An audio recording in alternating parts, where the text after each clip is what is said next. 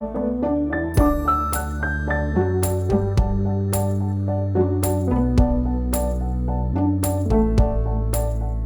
afternoon, ladies and gentlemen. My name is Wojciech Szczerba. I'm a rector, president of Evangelical School of Theology in Wrocław, Poland. It is an ecumenical institution in which we refer to faith and theology in a very contextual way. Questions and challenges which we face in our complicated contemporary world shape our understanding of the spiritual reality. Our metaphors of ourselves, of the others, and of God are conditioned by our culture. So we are asking the general question, what it means to be a Christian in the beginning of 21st century, and particularly what it means to be a Christian in the time of pandemic. Today's event is the second in a series of conversations entitled Christianity in the Age of Anxiety. And it is my real pleasure to introduce our special guest, Dr. Brian Blount. And let me say a few words about Dr. Blount. For the last 15 years, Dr. Blount has been working as the president of Union Presbyterian Seminary in Richmond, Virginia. Congratulations. Thank you. Thank you. And condolences. Dr. Blount, before that, for many years, served as a professor of New Testament interpretation at Princeton Theological Seminary, which is amazing. And President Blount is author and co-author of many publications, including the book Invasion of the Dead, Preaching Resurrection. And I have to say, I love the title. This is exactly how my children, to my horror, describe some of the churches we have visited over years. So I'm waiting for the sequel. I have this simple question for you. How has the life of the seminary changed during the pandemic? Well, we have adjusted by going online. We have in the United States had different states, and in the state of Virginia where we are, and in the state of North Carolina where one of our campuses also is located, we have been asked to work from home as much as possible. So in mid-March, we sent all our students home. Some did remain in the dorms, but all of the classes went online. So all of our professors have been teaching online. Our courses this summer are online, and we are intending in the fall to remain with courses online as well. And what does the pandemic mean to you? Are you afraid of it? I'm not, well, I'm cautious and I'm concerned because obviously I don't want to, one, be responsible for spreading the virus to others.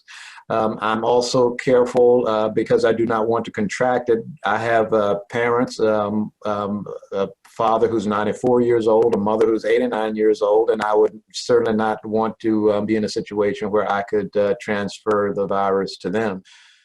So what do you think when the pandemic is over, what the world will look like? Will it be better, worse, the same, more religious, less religious, more just, less just, or maybe the same? What do you think? Yes, that's a very good question. I've been wondering that myself. I think about some things that the pandemic has laid bare. For example, in the United States, it has laid bare the economic inequities and the racial inequities between, for example, African Americans and other Americans. The virus has been disproportionately lethal to African Americans, and some of the reasons go back to economic disparities. African Americans are poor. They work in essential positions such as grocery stores and public transit, etc. So they're impacted in every way. So one of the questions I have is, will the fault lines that have been laid bare and made clear and visible in American society because of the pandemic, will that encourage us to be more vigilant about working to deal with those issues that have been long-standing? Some of the unrest, the social unrest and the protests that have been taking place give me the sense that Americans recognize that these concerns are long-standing, that they're very intractable in our world, and they're very difficult, and they must be acknowledged and transformed. 2 days ago, we watched the funeral of George Floyd. An amazing, moving ceremony. The speeches, the emotions, people, witnesses, they, I think, gave testimony of different type of pandemic, racism. You know, these mottos, I can't breathe, or Black Lives Matter, they are heard everywhere now in the world, not only in New York City or DC or Minneapolis or LA, but also in Brussels or in Paris, in Berlin, in Warsaw. It seems that people, different colors of their skins, they are somehow united against different various types of racism. So could you explain to Polish public, to our students, the situation in the States? What is really going on in America? Well, we are, I think, in the midst of what some people call an inflection point. Meaning that we realize we have a tremendous moment of opportunity in the midst of crisis. And we want to find out what kind of people we want to be. We have this wonderful principle in our United States Constitution and our Declaration of Independence that has an aspiration for what this democracy wants to be, a place where all people are equal and have equal opportunity. And we recognize in circumstances as those that relate to the police brutality against unarmed African Americans, particularly unarmed African American men, in those situations and circumstances that have become so visible, but women as well, as Breonna Taylor, you know, that example in Louisville, Kentucky, where she was in her home and law enforcement entered illegally and shot her 8 times. So we don't want to forget the women who are also caught up in this circumstance of abusive authority acting out against African Americans. But we have this, this recognition made incredibly visible in a way that one cannot dismiss it. I think of the civil rights movement in the 1960s. One of the inflection points in the civil rights movement was when civil rights leaders like Dr. Martin Luther King Jr. and others were able to show the country and the world through the use of television how African Americans were treated and mistreated at the marches. When those images became visible in the country and around the world, people realized we simply cannot allow this. This doesn't fit with the aspiration of what this country is all about. When you look at the video of someone kneeling, the police officer kneeling on George Floyd's neck, and you see that for that 8+ minutes, almost 9 minutes of time, it is very difficult to dismiss that there is not a problem.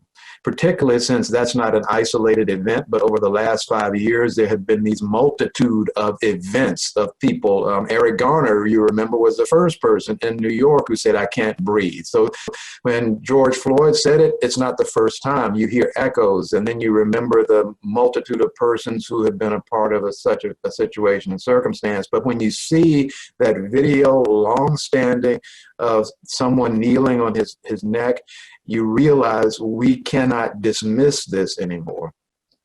If I may ask you a personal question, what does it really mean to be Afro-American Christian in the south of the States? What does it mean to you? Well, it means overcoming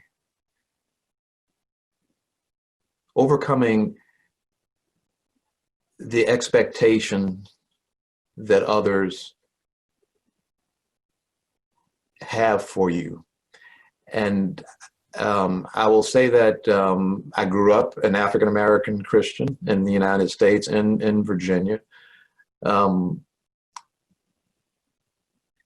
Important for me was that I had a very close and strong family that enabled me to shelter from a lot of the views that African Americans were not equal to others. My parents fiercely challenged that notion and used our faith in concert with the church in which I grew up to embed within my brothers and me the understanding that in God we are all one people, that God does not view one community of people more highly than God views others, and that because God is our parent, we are all children equal with one another before God and before each other. Remember the moment when Dr. Martin Luther King was killed? I do, yes, I do remember. If you could tell just our students and us in Poland, not really understanding that much, what was it? What was the meaning of the sacrifice? Well, I tell you, I was born in 1956. He was killed in 1968. So I was 12 years old, and for me, it was viewed through the lens of how crushed my parents were, because they understood the stakes involved in a way that I, as a 12-year-old, didn't quite have a full handle on. But I remember my parents and their weeping. I remember the devastation in the church community I grew up in. I just told you how much my church community meant to me in terms of giving me a sense of self-esteem and a sense of belief that in God I was someone special. And to see a person who represented the Black church assassinated in the way that he was by someone who represented the very opposite of everything the church was teaching me, and that was that Black people are inferior, and that anyone who was stood up for them was to be removed from society, even in the way of violence of the way that happened in his assassination was crushing. So for me, there was a loss of hope that my country could live up to what I'd always hoped it would be able to live into. And you also have to remember that for African Americans, John F. Kennedy's death, Martin Luther King's death, Bobby Kennedy's death were all kind of marker points that signal the United States was not going to make the kind of changes that Black people needed it to make in order for us to have the kind of equality we deeply cherished and deserved. But, we also took courage from Martin Luther King's own word, the night before he did die, that I may not get to the promised land with you, but we as a people are going to get to the promised land. So you hold on to the hope that this dreamer had. The night before he was assassinated, he was telling us, well, I might not get there, but you're going to get there. The people are going to get there. And you're reminded of Moses not being able to get into the promised land, but knowing his people would get there. And that's what King was, of course, appealing to in his own vision. So there's that hope embedded in the midst of that hopelessness. Okay. And that's what we hold on to. What is the role of the church in this whole thing, in this whole process? I mean, on the one hand, how much church contributed in building this whole problem of racism, and how much now it is helping in just getting rid of it. And I'm asking this question also from a Polish perspective, where perhaps we don't have that much of racism, but we have a problem of nationalism. And again, the role of the church is, well, on both sides. So what do you think? What's the role of the church or Christianity in it? Well, yeah, and I think the church has a powerful role to play. It has a powerful, visible presence in American life. And it may be waning, and I think we know that it's waning statistically. Churches are becoming smaller in size. There are more and more young people who don't see Christianity or organized religion as something that is integral to their lives. But even so, even as it's waning in influence, it is still a powerful influence in the United States. And therefore, you see United States presidents, for example, or people who want to be United States presidents, always appealing to the church, Republican and Democratic. So we know that the church has a great, powerful role to play in American life. And that statement that you noted that I wrote recently, one of the things I have suggested is that the church has not witnessed enough to the image of equality before God. If it is true that in Christ there's no Jew nor Greek, there's no male nor female, and I would say there's no black nor white, I would add that to what Paul had said in Galatians 3:28. If that's true, then that's what we must witness to, and that is what we must, as institutions, try to bring into reality in our American living, in American society. And churches, white and black, have not lived into that. But certainly not, as I said in that piece, white churches, I think, have a particular role to play. Interestingly enough, I've been asked to do some interviews like this one with white church pastors recently, and they've asked that question, well, what can the white church do? What can white Christians do? So I suggested some things. I think it starts first, as I said, on an interpersonal level. We can talk to other Christians, other white Christians, and begin to be more transparent about the issues of race, that we can have our church community speak about these issues. We can be more forthright about understanding what it means to be brothers and sisters in Christ across racial and ethnic lines. And we can stop allowing the church to be silent on this important issue. So interpersonally, in our own individual churches, but then also finding ways where those churches can link with other churches to build coalitions and other religious institutions to build coalitions that would promote equality and change legislation, etc. So I said start that way. And then to use the resources of white Christians. So it's not just the churches moving themselves, but white Christians who traditionally, particularly in the Presbyterian Church, I'm in the Presbyterian Church, we had access to people in power. We had access to people with financial wherewithal to begin to use and leverage that wherewithal legislatively to push our Congress people, our state legislators, our governors, our senators, so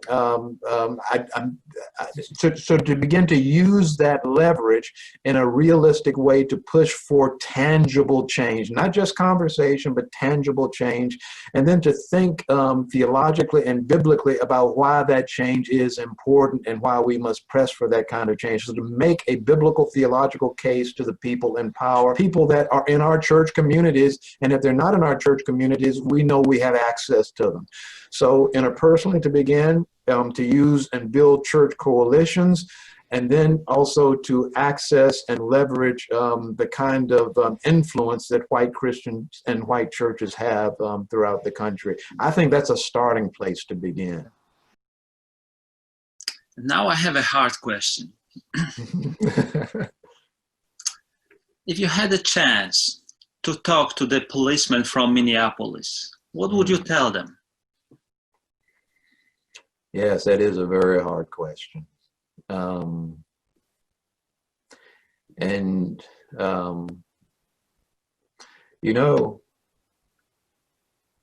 believe I would begin by talking from my own biblical understanding of why it's important for us to recognize the humanity of other people in our midst. So I'd start there. I also want to ask a question. So I often think it's important to begin by listening as it is to begin by speaking. I'd want to know how it got to the point that individuals within a police department would feel the kind of license they felt to commit the kind of act they committed. What happens within the community of a police force that such action can be deemed allowable within that community? I would hope, for example, that I live in a church community where we have an ethos that would make it impossible for someone within the church community I belong to do something violent to another person, because our communal ethos would make that person, if not stop the initial act, before 8 minutes say something's wrong here, I need to correct my activity. So I'd want to know what ethos is operative within the community of the police force of Minneapolis. I think what you're seeing now in the peaceful protests that are taking place, because I want to encourage as much as possible people to protest, but to do so peacefully in the United States. But in those peaceful protests, I see exorcism taking place. That's a 21st century version of exorcism. We are in the midst of an encounter with evil, and we are engaging that evil the way Jesus did in the Gospels. And we're saying, you can't stay here anymore. We can't be here and you be here, this evil at the same time. You must be expelled from our communal existence. So for me, peaceful protest is a form of exorcism. It's unsettling. It is oftentimes, it creates and promotes division in the short term. But in the long term, what it's doing is laying bare an evil presence and saying, we will not allow that evil presence to endure. So I think that's one way you can do a sign in the 21st century. You can do exorcism in the 21st century. I think you can do healing in the 21st century when you realize a circumstance, let's say where, let's take the circumstance of African Americans and the lack of access to health care. When you work to open up avenues for healthcare through legislation or through working with hospital corporations in your local community, there you are opening up the avenues for physical miracle to take place. It's a societal miracle that can have a miraculous impact on a person who's an individual who's ill or an entire community that's suffering from the inability to get access to medical care in the way that they need that medical care. So we can still do miracles today. We can still do exorcism today, but we do it in a different way. We don't have the power to do it the way Jesus did it, but we can do it as community and we can do it as individuals. And I think we see miraculous moments and exorcising moments taking place all around us. We just call it a different thing. But it's having that kind of sign and power of the inbreaking of God that transforms the human landscape. That's what a miracle actually is. Is there anything, what would be your message in the context of our conversation? What would be your message for our Polish public, for our students? One thing that is in your mind.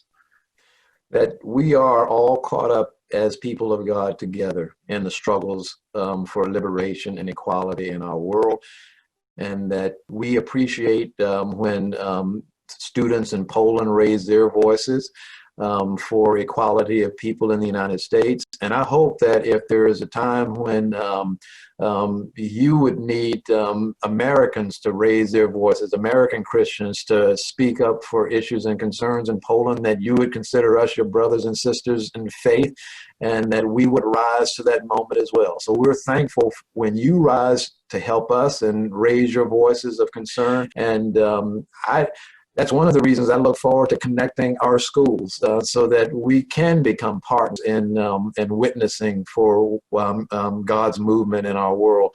So what I'd say is I believe that we are brothers and sisters in faith, and I look forward to finding ways to deepening that relationship. And I'm grateful when you raise your voices on our behalf. And I hope that if there's a time you need us to raise our voices, that we will do so on your behalf as well, because we're all interconnected. The world is too small for us to believe that we can be separate from one another in our fears and in our joys.